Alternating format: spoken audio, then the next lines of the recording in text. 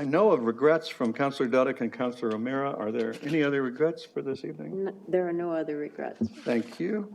Council, are there any declarations of pecuniary interest? Madam Clerk, I see none. The first and only order of business for tonight's gathering is a discussion with our consultants on the Vision 2057 and the 2023-2026 Strategic Plan Primer.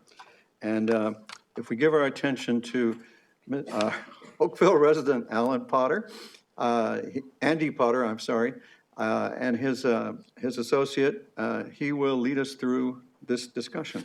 Mr. Potter. Well, thank you for the warm words of introduction. I might just pause. I'm not sure if staff are going to make any introductory comments before we get into our presentation, or shall I just proceed? Well, I think we're all friends here, but let's see if the commissioner or the CAO is, oh, there's the CAO. CAO Closey, would you like to introduce anything here? I'll unmute myself first.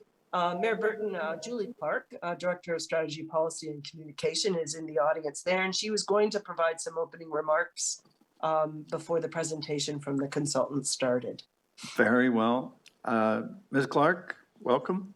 Council looks forward to your information. Thank you, Mr. Mayor. So tonight we are starting off the strategic planning process.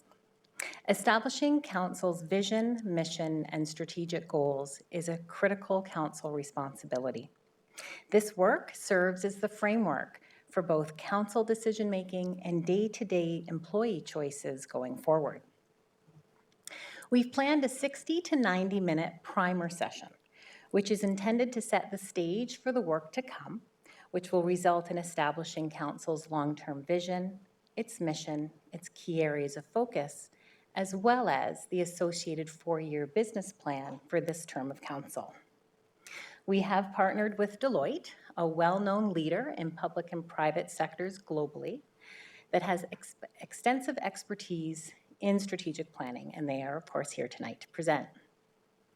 For tonight's session, we chose the word primer purposely. We are priming or preparing you for the conversations ahead. This session is the first of many opportunities for Council and the public to engage on this topic. And there will be lots of opportunity for healthy discussion and debate going forward. Tonight, our goal is to provide an overview of the main phases of the project, to introduce some key questions to start the conversation, to hear about some key trends facing municipalities, and to hear from you on what you hope to accomplish, all of which will prepare you for the strategic discussions that we have planned for you, starting with the greenhouse session on March the 30th. So I would like to introduce our guests tonight. We do, as the mayor noted, have Andy Potter. He is a senior partner with the Deloitte team and is responsible for the overall project. And we have Sarah Lewis, the Manager of Economic Advisory with Deloitte, who is the project manager for this work. And so with that, over to you, Andy. Thank you for those words of introduction, Julie.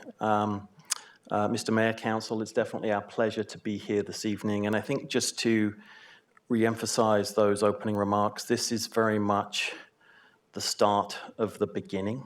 This is going to be a process. So as we get into some of the more specific content, it's not like we need to debate it, discuss it, agree, is this the direction, is that the direction? We just want to sort of fundamentally give you an orientation to our process and give you a view as to some of the things that we anticipate that we will discuss with you both individually and also in some of the group sessions that we have planned. Just a bit more context about my role beyond leading and having responsibility for this project. I am Deloitte's municipal leader nationally.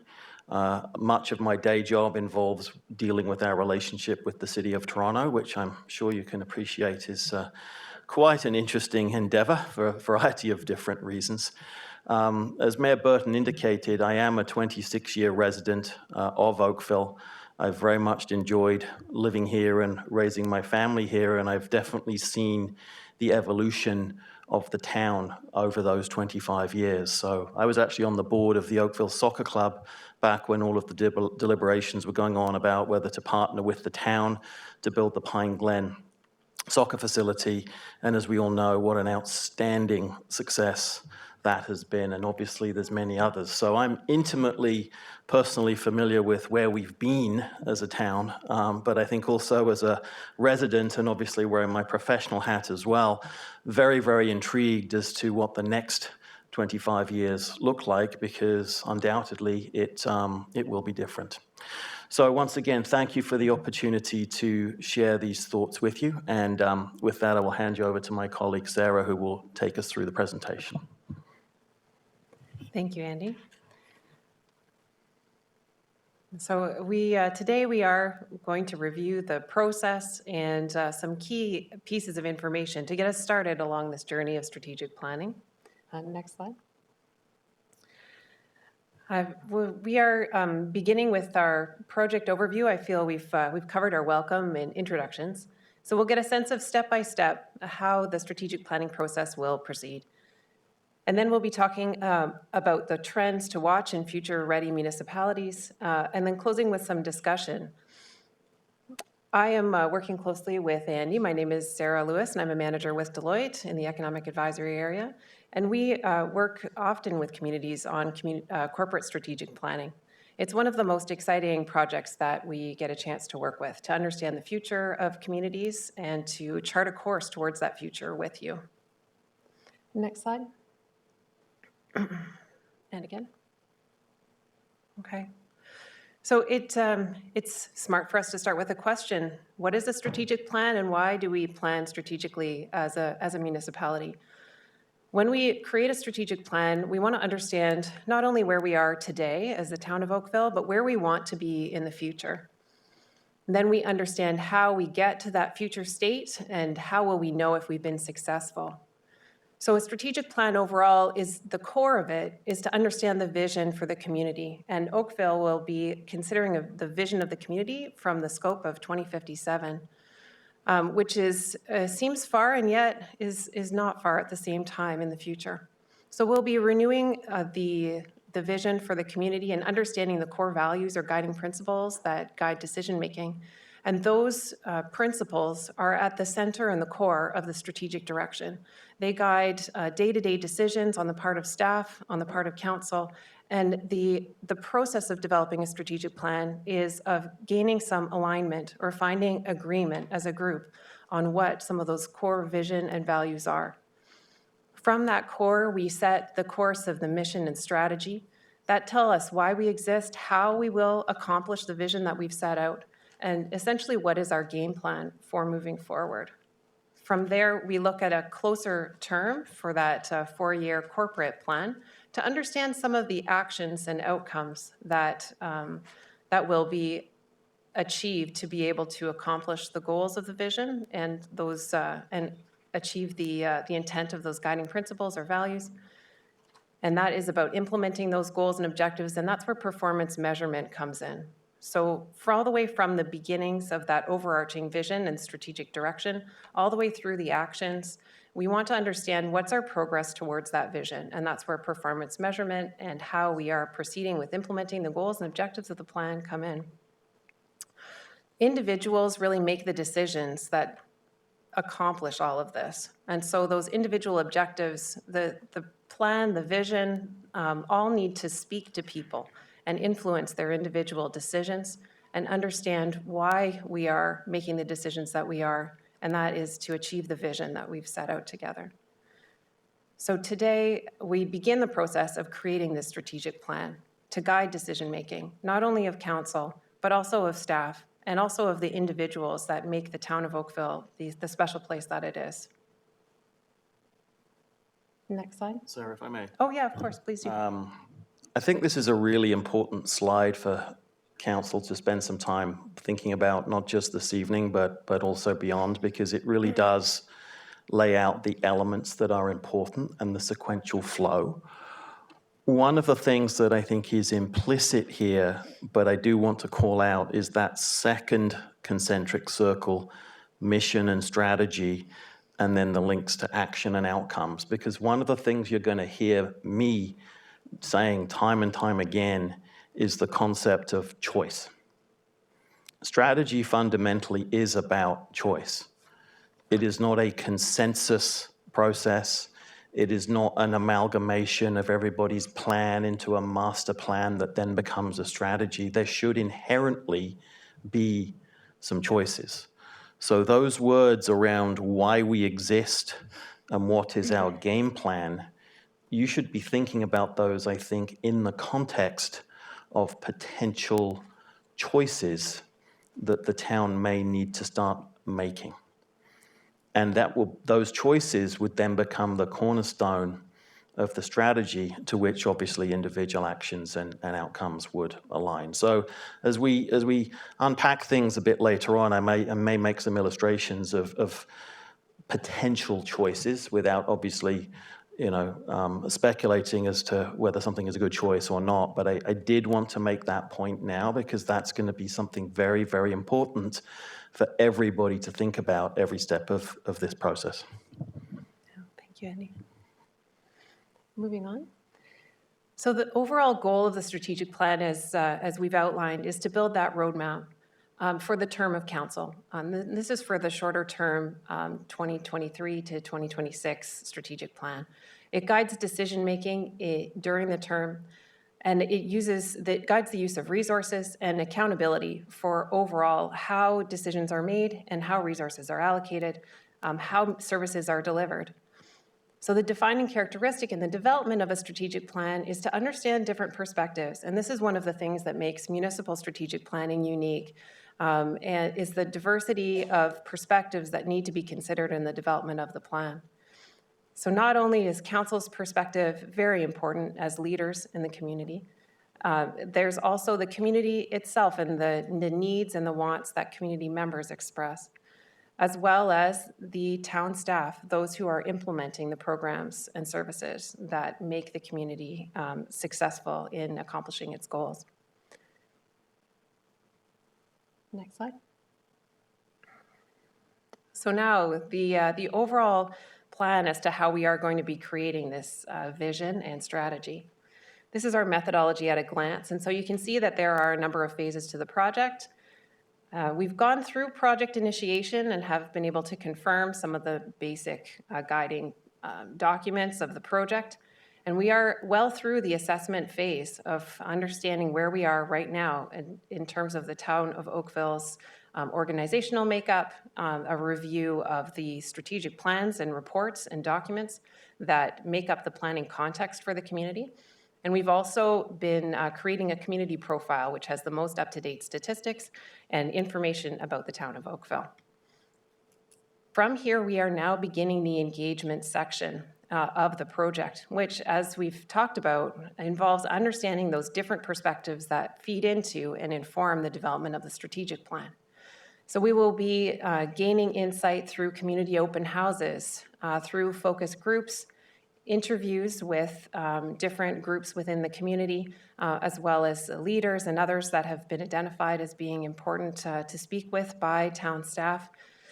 We will be designing the greenhouse experience, which you're all going to be participating in at the end of the month to understand that vision 2057.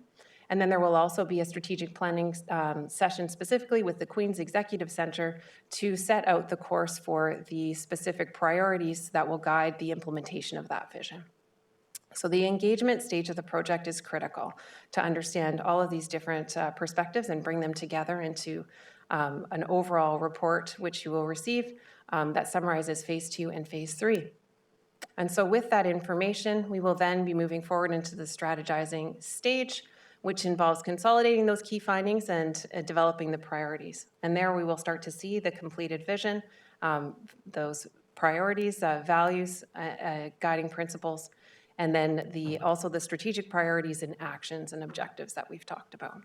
So these are the overall steps of the strategy, and we look forward to walking through this path with you and developing them together. Next slide. So this is a bit more detailed. It outlines all of the different steps in the phases that I've talked through, and you can see where we are right now at that council introduction step. And so through the rest of the stages of the project, we see that there are a number of different ways that community perspectives, leadership perspectives, as well as council's perspectives and direction are all going to be gathered and taken into consideration. In the final planning, there is the Vision 2057. There's also the strategic plan, business plans, and key performance indicators that will guide the implementation of the vision and the strategic direction. Next slide. So now we wanted to provide, next slide, yeah. Wanted to provide some insights to start our thinking happening as we prepare for the greenhouse session. This slide summarizes a study of 200 global cities that tried to understand the trends in what makes a community future ready. These 200 cities were evaluated from a number of different perspectives, as we've talked about tonight, from the perspectives of leadership, of citizens, and also of through surveying and evaluation of different criteria to understand what makes a future-ready city. So some of the indicators that were evaluated include the pollution index, traffic, understanding the different, the perspectives of community members, their satisfaction with municipal services, and in general gave a sense of urban performance. And from those evaluations, there were two groups of cities that were identified. Those who tended to be more future ready and those who were working towards future readiness. So these global cities were the elements of a future-ready city were distilled from these findings, which you'll see up on the screen here in front of you. So we can see the 12 top areas of future readiness. So these are the elements that drove that future-ready state. You can see here in these 12 areas some of the building blocks for what makes a city future-ready and resilient.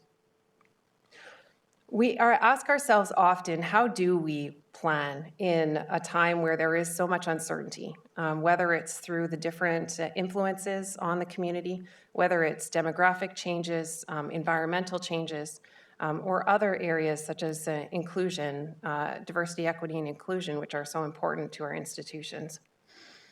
How do we deal with the rapid shifts in some of these areas and the unpredictability of them? And the answer through this study was to understand what makes us resilient. You know, how do we thrive?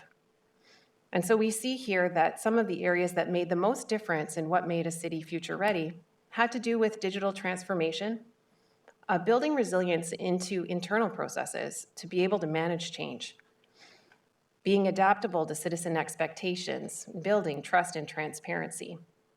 What I want to point out in these lists is to think about the job of developing a strategy for the town of Oakville, both from the perspective of what is needed in terms of the overall goals from an external perspective as far as what citizens and residents are looking for, but also from an internal perspective. So what are the structures within the community that need to be built to be able to enable that resiliency? And be able to adapt and respond to the challenges that will come forward for the town in the future. Talent attraction is certainly emphasized here, collaboration and leadership, building efficiencies around resource usage, and fostering a sense of inclusiveness and equity. Next slide. And now I'll turn things back over to Andy to lead a discussion. So I think, as we said at the outset, this is the start of the beginning. This is the only open-ended question that we have, and we've sort of framed it by design very broadly. What do you hope for the town of Oakville to accomplish with its strategic plan, vision, and resulting business plan? I think I might ask Mayor Burton perhaps just to provide some opening sort of comments and remarks, and then I'm not quite sure what due protocol is in terms of how we go around who wants to speak, but I'm sure we'll work our way through that and really just hear from you some initial reflections in terms of what you've heard from us this evening by way of process, some of those trends that we started to share, and maybe some, personal thoughts or ambitions on things that you'd like to see or things that you think will be important for us to cover through this process. Thank you, Mr. Potter. I'll try to help with that by trying to prompt members to everybody pitch in, but generally every member here does pitch in, so I don't think there'll be a problem.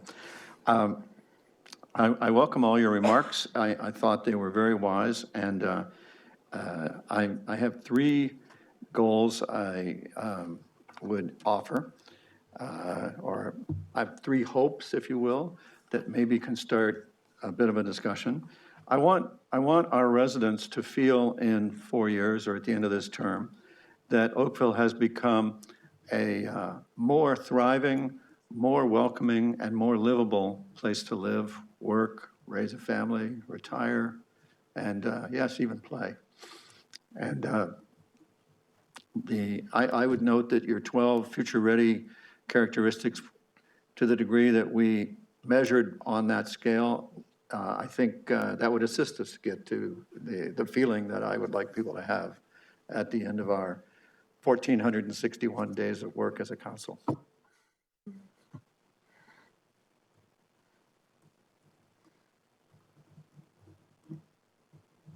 So, council, you should jump in with no way or yeah, sure. Councillor Knoll. Yeah, sure. I have just a couple questions of clarification on the presentation to start. On the trends to watch in future-ready municipalities, I don't fully understand that chart. And maybe it's just, I'm slightly obtuse when it comes, I'm not sure, but if you're in the same way? Okay, so maybe you could help maybe define what that chart means a little bit. And when you were summarizing the chart, I heard the term, I heard environmental concerns, meaning like the green environment as opposed to the environment of a strategic planning process, but then I don't see it on the chart. So where does that land on here? Because I can't imagine a more important future-ready characteristic of a municipality than one that embraces change and with respect to climate change and environmental issues. So that's my first request is, can you maybe help unpack that a little bit more? I know you were trying to be brief, and I appreciate that, but I would like to learn a little bit more about that. Also, can you talk a little bit about what the scope of the global best practices review was in terms of getting ready for the phase 2 environmental scan? What were the comparator groups, and who were you actually comparing? What best practices were you looking at? What jurisdictions, that sort of thing? If you could unpack that a little bit more too, that would help me understand this process more. Through the mayor to Councillor Knoll. Yes, be happy to cover these questions. I'm wondering if we can pull that slide back up just so, oh, okay, if it's possible. If not, that's all right. So the chart itself is based on the response to the challenges that are identified overall in the report. And so when I was speaking about environmental sustainability, changing demographics, all of these trends that are impacting municipalities, cities, towns all around the world, this evaluation is in the quality of the response, or sort of the skills, if you will, or the areas that can enable that future readiness.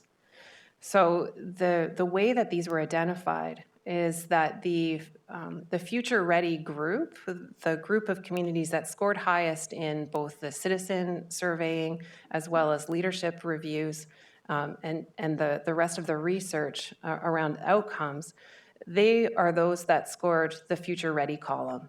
So you can see the higher scores there. So these were the areas in which those communities that were most future ready were able to build to respond to the challenges that are not only happening now, but are expected to continue into the future. And then the other group, those are the communities that did not score as future ready. And so the point difference just shows the difference between those two categories. And so these were the most meaningful set of areas to be able to inform future readiness for those communities. I don't know, Andy, is there anything more you'd like to Well, add? I think what I would just add is that there's more of an internal perspective as to what these capabilities would drive within an organization, and it is certainly not to the exclusion of extremely important issues like climate change and the impact on environment. So this is more, I think, the internal machinations of municipal government as opposed to big political policy areas that we know need to be accomplished through what you do as a individual government, and obviously in partnership with other levels of government as well. So I think just think of these as being more internal than external. Councillor Knoll, if I might try to assist also, I took the page at face value. The top line is trends to watch, rather than, so I didn't take it for anything more than a side scan, if you will.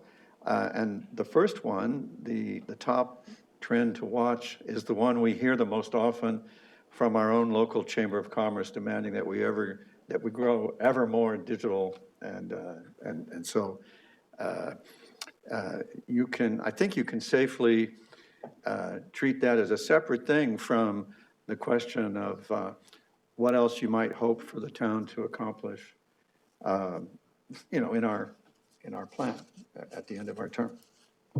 So then that leads to still have that standing question about the unpacking the best practices review, what the scope of that was. But then that leads to my next question. Then what's the application of that chart to what the process we're undertaking? With great respect, why is the chart there? I'm curious. Because I don't fully understand. I don't understand how those metrics were derived, or not the metrics, but the categories were derived. And I'm just not sure how that gets applied to the process that we're undertaking. Yeah, through the mayor to Councillor Knoll. The overall purpose of those trends to watch, or ideas to begin to consider, is really just to provide some ideas really from what is happening in other leading communities, some insights to start thinking about those internal perspectives, as Andy was pointing out. And so really, it's just a beginning point and an interesting piece of research to inform our thinking as we start off on this journey. Okay. And the other piece? Yeah, and then I can continue on the Global Best Practices Review. So the Global Best Practices Review builds further on this idea of identifying important trends to consider for Oakville, especially as we come closer to the visioning session with the greenhouse. And so the process has been to consult with and talk with leading experts across Deloitte's global practice to understand some of these leading areas. And maybe I'll get Andy to build on some of those. And then from that review, it will guide the development of the content of the greenhouse session itself to make sure that the ideas that are discussed during the greenhouse are based on that global perspective. There will also be a section of the report which will highlight and explain these different trends and their importance to the town of Oakville. Will unpacking some of these best practices be part of that process? I love best practices. I could curl up with a best practice book on a Saturday night and enjoy it deeply. Are we going to have that opportunity to see some of those best practices you identified as we go through this process? Yes, it will also be part of reporting. Okay. And so delivered to council in that way, yeah. Okay. Yes. Thank you. Councillor Adams, and then Councillor Giddings. Thanks very much. I kind of viewed that slide as being the how you become future ready versus the, what do you need to do to be future ready slide. And so thank you for that discussion. Back to your group discussion slide though, I had two views of this slide. One was, how is this process going to unfold and what do I imagine the process looking like? And one thing I wanted to make sure is that it was, that it took into account everybody's opinion whether it be from council or from our staff or from our residents or our employers in the community, but also to ensure that we are able to determine a center of gravity. Often in a situation like that, you can hear from the squeaky wheels, and maybe that's not what you want to focus on as your strategic plan. But that being said, I think there are some things that we will likely agree on, and the discussion that the mayor led off with around trying to build a thriving community, I think it is a good one and a central kind of core direction, I think, of the town. I would add to that, though, not just a thriving community, but a leading and thriving community. Oakville has been a leader in all kinds of realms, and I think that should continue to be part of our focus. We have a number of really big things coming down the pipeline over the coming decades, and the biggest one is the growth that's coming to not just Oakville, but the GTA, as well as Ontario, and for that matter, Canada. But the direction of that growth and how we direct that growth to make Oakville an even better place to live is the only thing that can make or break our community, I think. If we get it wrong, it'll be really bad. If we get it right, it can be really good. And so directing that growth to make Oakville better for all of our residents, both those who are here now as well as those who might wish to be here. And I would add the affordability of housing as one of those core central issues for the future. Building and maintaining the infrastructure and services that are needed for that leading and thriving community, I think would be a second task for us. And determining which pieces of infrastructure are needed both now and into the future, and which services are needed now and into the future are going to be the point where we are going to have some discussions. And to your point, that's where we need to make some decisions. So without not wanting to get into the details of what all those choices are, that I think is a core point of the discussion around the strategic plan. And then finally, doing all of that in a way that's fiscally and environmentally and socially sustainable is an important element. So those three items, that how do we direct growth, how do we build and maintain our infrastructure and services, and how do we make that happen in a sustainable way. And I include sustainable to cover all of those things from fiscal, environmental to social sustainability. So those are the things that I hope to accomplish out of this process, creating a plan that covers those things. And obviously when you had that slide that had the tiers of circles, and as you get out into the bigger circles, you get more and more details going into it. But that's probably enough for now. Thank you, Councillor. Is that kind of what you're hoping to hear from council in terms of direction right now? For the benefit of my colleagues who are coming next, because there's a long line of them. Any comments of any nature and or questions that will be helpful to this process are good comments and questions. Very well. So we have awakened council. I've got a speakers list that includes almost everybody. Those of you who haven't put your hands up yet, I know who you are. We'll come to you. Next up is Councillor Giddings.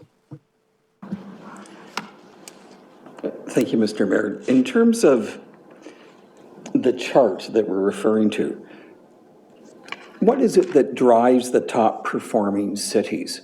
Is it size? Is it geographic location? Is it their age? And do they tend to be top performing across all the categories? Or is there a gap analysis in there where interesting data shows up?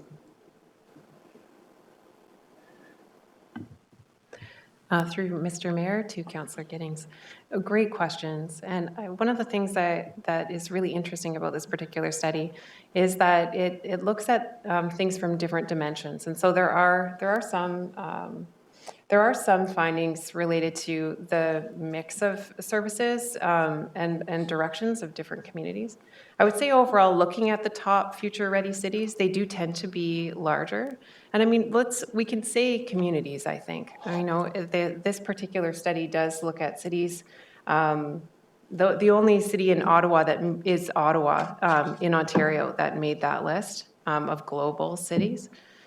But I think that as we look at some of those communities and the practices in those communities, they can be right-sized and understood to teach us something about what makes a community future ready and how to be ready for the future, especially when we're talking about the far future, such as 2057. I hope that's, is that helpful to you? It is, thank you. Okay, excellent. Mr. Potter, you talked about modernizing and transforming government operations. And also you mentioned that strategy is about choice. Given your work with other municipalities, I enjoy looking at 200 global cities, but what is more important for me are municipalities or towns or cities that work in the same ballpark as we do, under the same government. Is there, will we be able to peek at other municipalities such as ourselves in terms of whether it be best practices or innovation or other items that we can look at and say, we're doing pretty well at this, and others where there's a bit of a gap and we can say maybe that should be moved along or nurtured a little bit? Through the Mayor to Councillor Giddings. I mean, I'm very hesitant to convey any impression that an exercise such as this, where we're looking at global studies and methodologies on livability and future ready, that it's a scientific exercise that can just be ported from here to Oakville, because I do not believe that to be the case. So our use of this survey was really to drive the type of discussion that we're having. To the extent through the research that we will complete as part of the preparation for future phases of this project, to the extent we identify specific named cities, whether provincial, national, or global, that we think, hey, this is something that you should look at, then we will do that. But all of these processes are really just steps to grease the wheels, if you will, of thought in terms of what could make sense here, given the context here. And I think also, given the fairly recognized leadership position in many ways that Oakville already has. So I think my closing comment on this would sort of be, stay tuned, trust the process, and we'll bring forward, specifics as we identify them, and I think collectively think that they're worth council and others, knowing about. Very good. And then briefly, I see all the hands up there. The difficulty that we find is that it's a 4-year election cycle, and it's got a shelf life of 4 years, depending on what happens during the next cycle. Can you comment on that? Through the Mayor to Councillor Giddings again, I'm reminded of what a long since retired former Deputy Minister at the province said to me once. He looked over his spectacles at me as a young consultant, and he said, Andy, no one ever said democracy was the most efficient way to get things done. And I think I might have been talking about maybe the possible abolition of school board trustees as a good idea, and that was the context of that remark. But I took that to heart because it's true. And so we all understand whatever public elected body is in play, there is an election cycle that takes place. But I think what I would say about this particular process is we have to differentiate between the two elements. There is the longer term vision that needs to get sort of updated, tweaked, probably simplified and rationalized a bit, but that will probably be the relatively easier piece of this. The harder piece of this is going to be the nearer term piece. And again, I will come back to the comments I made, and I'm going to keep making this comment about choice. Because those are the things that I think can become shorter term and potentially more public. And part of the process around making those choices will be thinking about all of the associated impacts, whether it be from a service level perspective, whether it be from a sustainability perspective, or dare I say it, whether it be from a political perspective. The devil will be in the detail around what any one of those choices could be and the associated impacts, but we will look to you, obviously, as the group of elected officials to help us think through all of those and other dimensions. All right, and last question, Mr. Mayor. In terms of the feedback from residents, it seems to be a fairly robust and complete method of speaking to our fellow Oakvillians. Anything missing there? Is it anything we could add to that? Through the mayor, back to Councillor Gittings. I don't think so. I mean, we're trying to be representative. We're certainly focusing on breadth and inclusivity across all of the different wards. I think inevitably through a process like this, there can be diminishing returns from too much consultation. I think the point was already made that sometimes you just hear from the squeaky wheels, and so that will be something that I think we're well experienced in terms of dealing with and sort of reacting to. Obviously, taking all of the feedback under advisement with input from council and staff as well, so that we can objectively categorize it into how the community is feeling about the past, the present, and indeed, obviously, the future, because that's what this is about. Thank you very much. Thank you, Mr. Mayor. Thank you, Councillor Gittings. Council, some of your questions so far have been very much around. I'm hearing a worry that it might not wind up being council's plan, and I want to assure you that because it doesn't happen unless council adopts it, it very much will be your plan at the end of the day, as everything is when it comes before you. So please rest easy on that. And conversation starters were meant to get your creative juices flowing, not to worry you. With that, I'll turn to Councillor Longo. Thank you, Your Worship. Andy, Sarah, thank you for that kind of introduction. I had a couple of questions just related to seeing around corners on some things as we see jurisdictional, so federal, provincial, so insight that Deloitte might have as part of this process to land use planning being one of them. That's going to have a big impact. Councillor Adams talked about growth. How is that going to have an impact?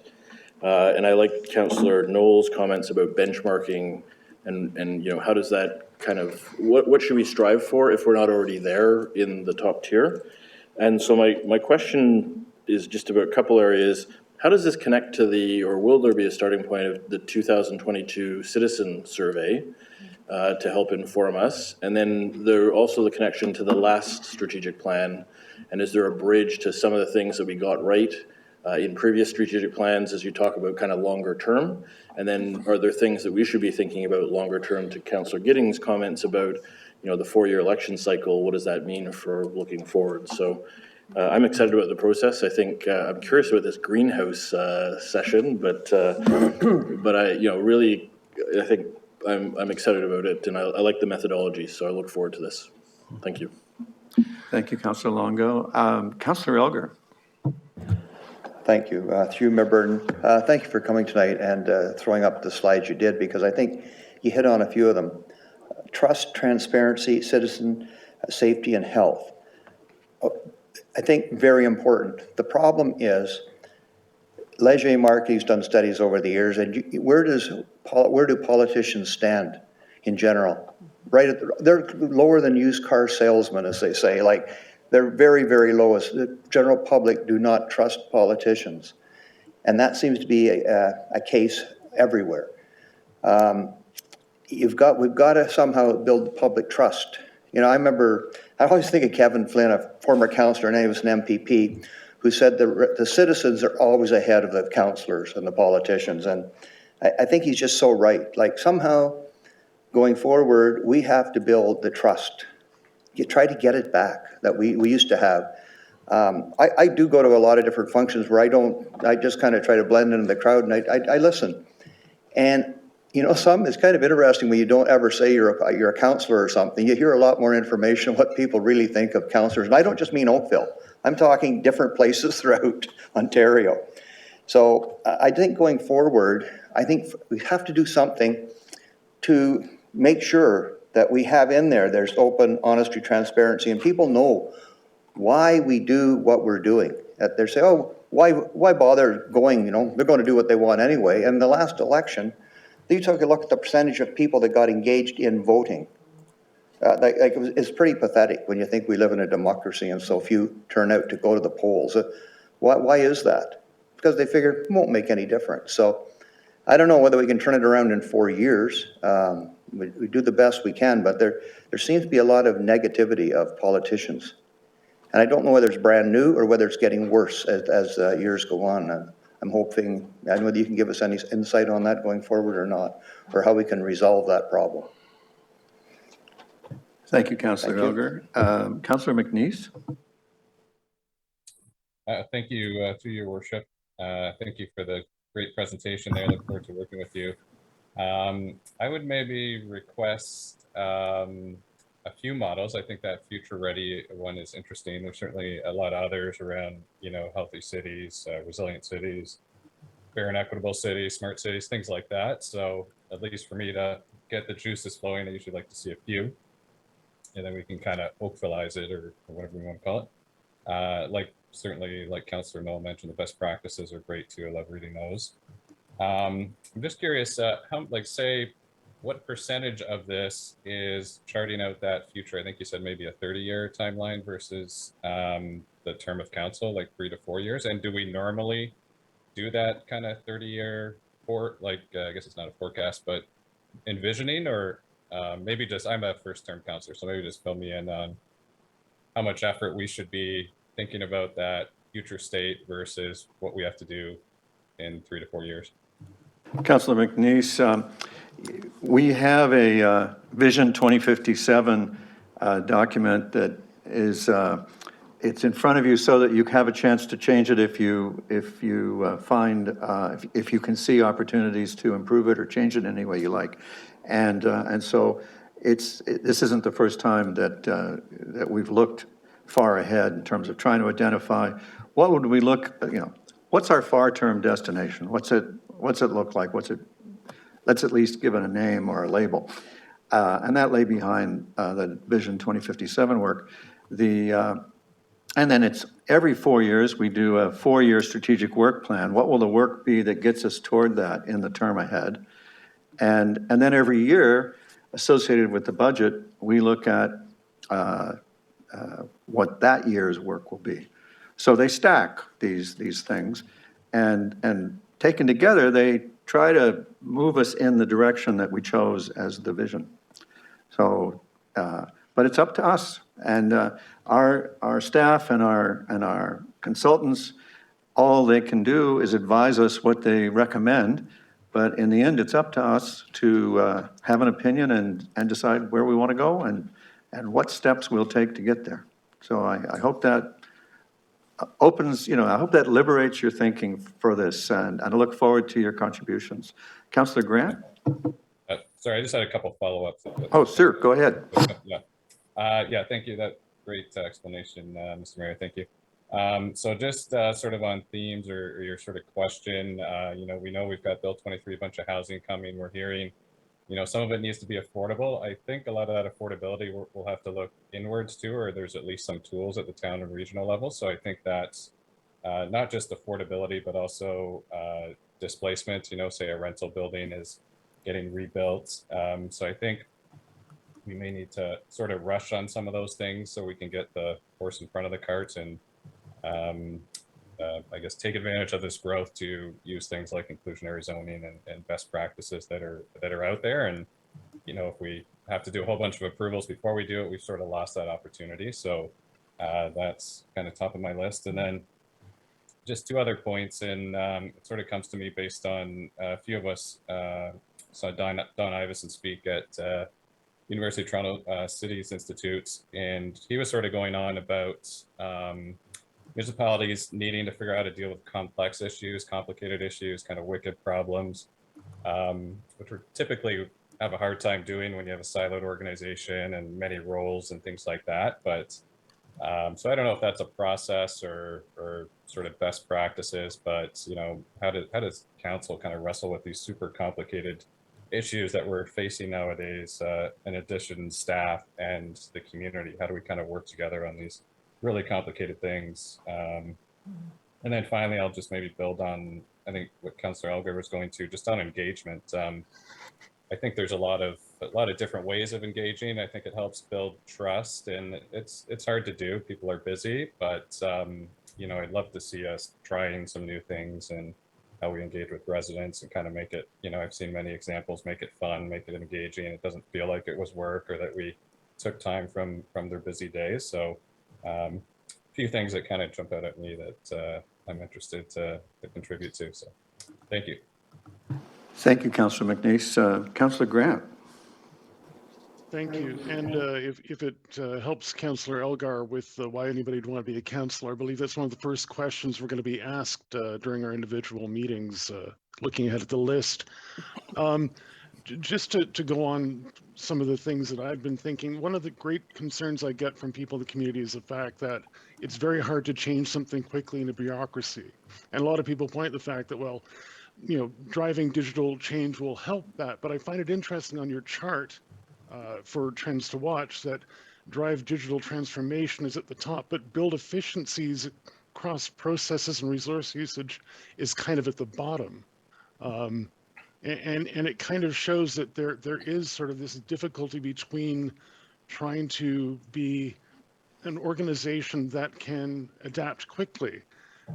To kind of reflect some of the comments made by Councillor Giddings, we are in 4-year terms, and we are now looking at a process that we're possibly headed towards the middle of, which means that we're probably not going to have this done until deep into our first year of the term, which means, again, that we're kind of stuck in this bureaucracy. Now, I understand, again, from the mayor's comments about how these things can be stacked. The composition of a council, the composition of a community will change over these 4 years, over and over again.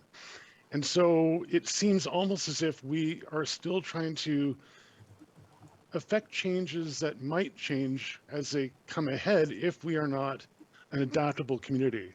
And I think that's one of the main concerns that we need to look at, to stop being that bureaucratic group and try to be a little bit more limber to the sea changes that affect us going forward.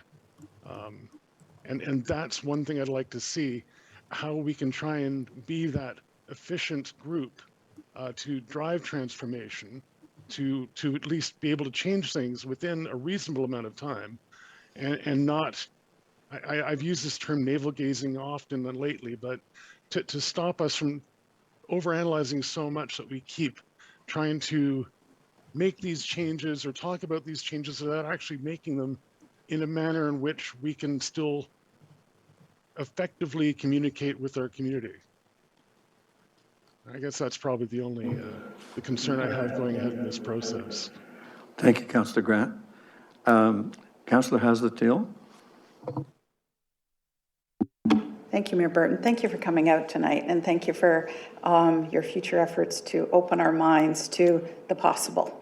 I have a few comments to make. When the process unfolds, I hope that you will have pulled out of a younger population what their aspirations are for Oakville. We often talk about we make decisions for the next generation. And for some of us, we are not the next generation. It's our grandchildren and our children. And I hope their voice comes out in the efforts that you make. And I hope we make a concentrated effort to get those voices, because volunteerism and people who come out to community engagement and typically engage tend to be people who aren't running around trying to get kids to all their soccer games and all the different activities. And I know they really want to be a part of what the decision making will be in the longer term. So that's a challenge I put to all of us and to you. How will we get those voices to the table so we're not making decisions about growth and where they'll live, and that we understand the parameters of what they think livability is? Because it's a word that everybody seems to have a bit of a different twist on. And there are choices, as you said, that need to be made. And so I'd like those voices to come out, not to discount the experienced voices. They also need to be heard. But as the mother of 3 young adults who freely engage, I should have shut them down a little earlier in their life, to tell me what to do and how to do it. I know that there is a lot to be learned from them, and I'm grateful that I have a chance to do that whenever I get together with them. In terms of what I want to get out of this, I want to make sure that we've captured the expertise of our businesses and our residents. We have an incredibly intelligent community. They are leaps and bounds at times ahead. I had the good fortune in my career of working for PepsiCo. Every day I went to work, my thinking was constantly being challenged and elevated. And there are many others that have worked for some of these big companies, global thinkers, that can help us figure out ways to do better, do it maybe faster, maybe more nimbly, but to achieve and not lose what makes us special. Because it's important, I think, in this strategic plan, we recognize what does make us special. And I hope that comes out. I agree with some of the comments that have been made. There's also a Happy Cities study that's out there that talks about the importance of not creating isolated communities and about recognizing mental health as well as physical health and how we support our residents. I would concur with Councillor Adams that we need to be thinking, as we're framing this, around directing growth, about how we're going to maintain an infrastructure, but moreover, how sustainable it'll all be. I thought that the comment about seeing around the corner, Councillor Longo, was really, really important, because we all think we know a lot of things, but around the corner, what is there? And I think you'll unpack that for us a bit. And last, I just want to say, I think it's really important what you said about the staff, those individuals who get up and have to make decisions on the spot, but then also through master planning, et cetera, what's important. And I would say to all of us, I would worry less about 4 years. Let's worry about the next 20 years, and then bring it back to how do we break that down to what's achievable in 4 years. And I'm looking forward to it. Thank you very much. Thank you, Councillor Hazlitt-Hill. Councillor Nanda. Thank you, Your Worship. Thank you so much for coming today. I really appreciate the presentation, and I'm excited about being a part of the process as well. A lot of my colleagues have made great comments as well. I don't want to be too repetitive, but some of the things on the forefront for myself was also like the growth, the infrastructure, inclusion. I'm excited that we're going to have a lot of community engagement. One of my questions was just around how you emphasize choice. I'm trying to understand in terms of, I feel like there will be sort of a skeleton, a draft, and I'm sort of thinking, what is the level of choice we will have in the big picture? Because I know, for example, we buy our homes, you can make a slight change here. You can't rebuild the whole home inside, right? If it's already pre-planned. So I want to see, it'll be wonderful to have all the community engagement and have all of us engaged as well. But I'm sort of thinking, what is the end result of what our voices are going to be in terms of the planning, in terms of the strategy, in terms of we want to get our infrastructure in, or there's certain things and needs that our community wants. Maybe we can have a little bit of a discussion on that. I know even for my one-on-one strategy, I'm sort of thinking, how far can I go in terms of level of, you know, putting my input in there? Thank you, Councillor Nanda. Councillor Shi.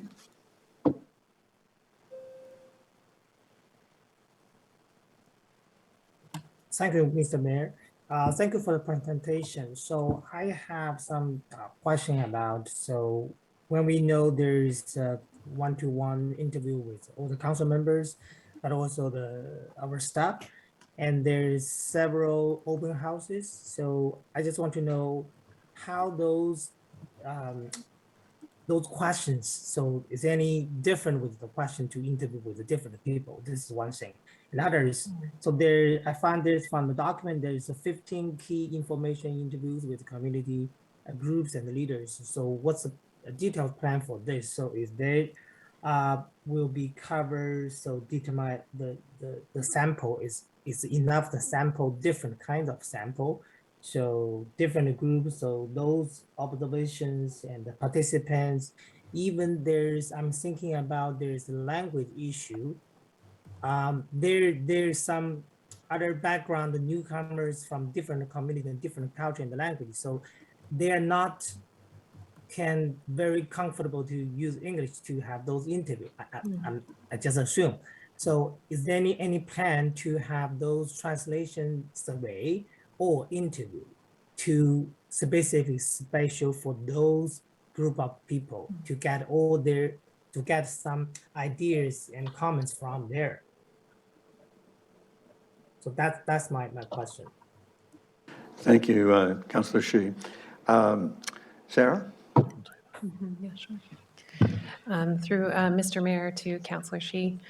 The overall engagement plan has many different aspects, and one of the areas where we've really had some extensive discussions internally with the town is how to extend invitations, warm invitations to different members and groups within the community.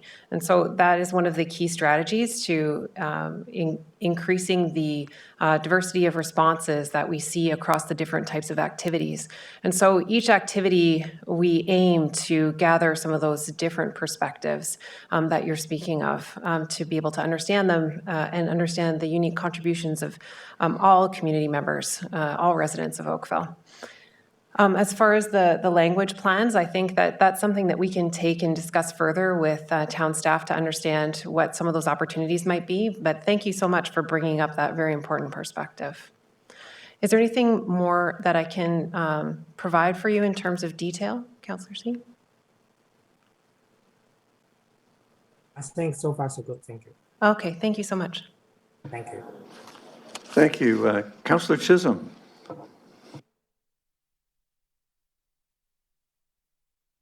Thank you, Worship. I guess to all my colleagues, great questions and foresight and where we should be moving on this whole strategic plan. The thing that I've been involved in over many years is creative cities and how we deal with all the culture that belongs to the city. And as everybody knows in history, we've had, especially in the United States, where a lot of the cores of the cities have been falling apart and so forth, and it has not worked. And whereabouts we have creative people coming back into those old areas and redeveloping it and becoming thriving operations and social events and so forth. What I'd like to see in the town, and you look at the geographic sections of the town, we have 7 wards, but we have, the south of the QEW, we have Old Oakville and so forth, and it has its own culture development over many years, 100 years. What we need to really look at is those other areas of Oakville for development of culture. They need meeting places. They need interaction. They need to have that face-to-face opportunities through via venues of special events, opportunities, and so forth. That's how you develop creative communities. And right now, we seem to be segregated in that to some respect, and we need to start looking at that as a holistic approach to the municipality. Unfortunately, we do have that physical barrier of QEW, and it's not just Oakville. You could talk about Whitby and Ajax and so forth, having the same challenge and issues and how you bring in the holistic approach to the municipality, whether it be a town or a city. The reality of it is we have to look at venues that will bring people together, parkland opportunities, large areas, special events, and to the community. We have to develop, we all talk about, buildings and development and so forth, but that other part of it is that social component where people need to get out of their units and out of their homes and to be involved in the community, and you talk about the squeaky wheel and so forth. Those are the people who are out there doing things, but you're right. We need to look at this again as a spectrum of a holistic approach for all people to be involved. And now with immigration and people moving in the municipality, we have to be very cognizant of that. And I see that within the next 20 years, it's going to 25 years, we're going to be really developing that model of success for Oakville.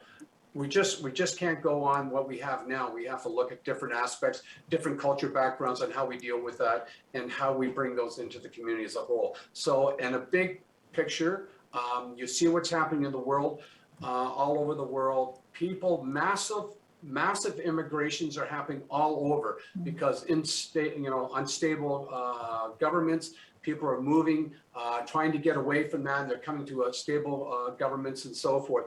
It's a big challenge, and it does trickle down to federal, provincial, and also residential. Because at the end of the day, people are coming into Canada, need a place to live and to enjoy and to have safety and so forth.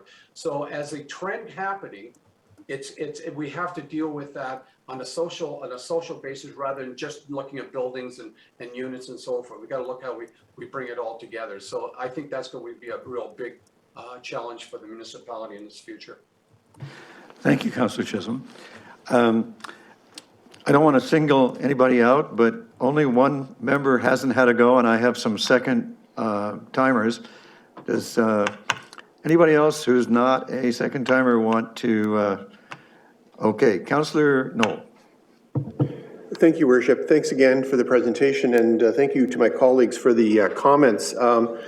Most of what I wanted to raise has already been raised by other councillors, but I want to delve a little bit deeper into what Councillor Haslett-Field talked about, and that is about listening to the kids and to the young people in the community.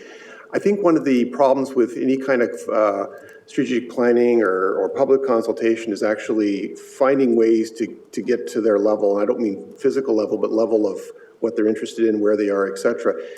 So I'm going to urge you to find creative ways to actually seek out feedback from young people, children, youth, and to really engage them in the process. I know that most of us have had opportunities to speak to our middle schools and high schools in town for their civics classes and such, and it's always interesting to hear the feedback back from the kids.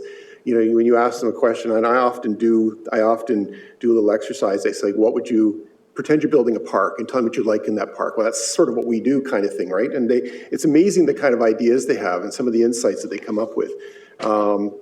And it's all towards the goal in my mind, and it's one of the goals I want to talk about during this process, and that is we are probably already at the point of being the most livable community in Canada, in my opinion. I think some of us share that. But are we the most livable community in Canada for children and young people that are growing up? Because I have a demographic sample of my own family. I have 5 kids and 7 grandkids, and most of them don't live here now. Some of them by choice and some economic reasons. And it's not that they don't like Oakville, it's just they don't really feel it's engaging for young people. So I want to make sure that we find a way to get to the bottom of what young people are thinking, what they want to see their community look like, and not just listen to the same old gang, because that's 22 years on council and a lifetime in politics and public service. I can tell you that you generally, you're listening to the noisy minority instead of the silent majority in a lot of cases when you're doing these things, and we really need to make sure we find a way to engage those folks, because the silent majority are the ones that complain at the door when we don't do something that we're supposed to guess what they wanted. And so we have to find a way to get to them. Inviting them to a meeting with cookies and coffee isn't always the best approach to engagement. I remember a number of years ago when Councillor DeMoss first joined this council, before she went off to become a highfalutin MP, she and I went to this session. It was a course on creative engagement techniques, and it was fascinating, talking about best practices, one of my Saturday night readings. It was fascinating to hear how other communities and companies and organizations have used really very interesting and unique ways to engage people, particularly when you're engaging not the same old gang, when you're engaging people who are busy or young or differently abled or whatever their particular demographic is. And they were really some really out of the box thinking. So I'm really hoping that however you choose and we direct to get the public engaged, is that we start thinking out of the box in terms of some of that engagement. We talk about it all the time, but it always boils down to, the same old. It's, it's inviting them out for coffee and cookies and throw some charts up on the wall and say, what do you think of this? What do you think of that? And I'd like to get down to the level of the folks. And again, I'm not talking about physical level, but to get to the level of folks where their heads are at, where their aspirations are, and really find out what they're thinking about. The people that are busy and the people that are, living here but really commuting downtown and only like sleeping here kind of thing. What really do they want to see their community? To the goal of how do we build a community that our children and grandchildren want to not just can stay, because the can stay is an economic argument, which we need to address too, but the community where the children and our grandchildren want to stay and want to raise their children, because that's not always the case. Is Oakville fun enough? Is Oakville youthful enough? Is it all these things? And those are the questions I'd like to answer. I really like what the mayor clarified in terms of what this council has done over the years in Vision 2057, et cetera, the idea of thinking beyond terms, which is one of my biggest problems with partisan politics. Partisan politics is usually about terms. What can you accomplish before your term expires? Because God forbid, at the end of your term is going to be a different party and they're going to have different values. And we don't do that at the municipal level. So let's make sure that whatever we do, we're thinking broadly and in terms of generations and not just in terms of 4 years. Specifics, one of the things I'd like to talk about during this process too, from my perspective is, and we've done a lot of work on this, but continuing to consider how do we create an environment where we can create more opportunities to work where we live. We know that work, the style of work has now changed inexorably, like since the pandemic, it's never going to change back. People are wanting opportunities to stay closer to home. Many people, as much as they hated the pandemic, or we all hated the pandemic, what they loved is being with their families and not having to commute. When you talk to people, what's the one thing you like most about the pandemic? It was about the ability to be able to stay at home. I made a film during the pandemic called One Pandemic Day. That's not a commercial plug because I don't make money from it. It's on the internet. But when we were talking, it was funny listening to some of the people that were actually participating in this film. And the film went from being this thing about this horrible pandemic into being how cool it was that they can hang out with their kids. And how cool it is that they don't have to, that they're staying in town and they don't have to necessarily spend their entire life on the QEW and the Gardiner. So I think these are all things that I would like to see. So more opportunities to work where we live, making sure we're listening to our grandkids and our kids, find out what they want, what would encourage them to stay and raise their families in their community, and how can we use more creative ways to really get people engaged in this process. People engaged in this process who wouldn't normally be engaged in this sort of process. The people who don't go into 7 o'clock meetings at town hall. Find other ways to get them engaged, whether it's like some of the crazy things where there was skits and there was musical things and there was all kinds of interesting ideas. Some of them a little crazy, but some of them were really quite creative as well. And I know there's a lot of best practices out there on how to really get different demographics involved in the process, and cultural, people from different cultural communities as well, speaking at their language, speaking about their culture and how they want to see our community evolve to more adapt to what their vision and what their goals and objectives are. I don't know, some random thoughts. Hopefully some of that was useful. Thank you, Councillor Knoll. Councillor Lischina. Good evening. I enjoyed listening to everybody because so many thoughts were going through as everybody was saying. But I also want to say that we have to be comfortable with people who don't want to be engaged, because there are people who don't want to be engaged. And when we, you know, I read in the note where it said we're going to reach 800 people in our survey. What I'd be really interested is how many people said, I'm not interested in this. You guys do what you need to do. I got my own thing. I'm not interested. And I think we should capture that information, because I bet to be a lot of people who say, I'm not interested. And I don't think we should make them feel guilty or forced to answer questions. So that's, I think, an important part. You know, when we're thinking about this and we get all this input from different people, I mean, we can't be everything to everybody. We have limitations in the sense that we are municipal government. So everybody recognizes that. And there are questions about, you know, other levels of government, how that's going to interplay. I think from the trend standpoint, you know, if you ask residents right now, they don't want the town to grow. I mean, we hear that every other week at these meetings.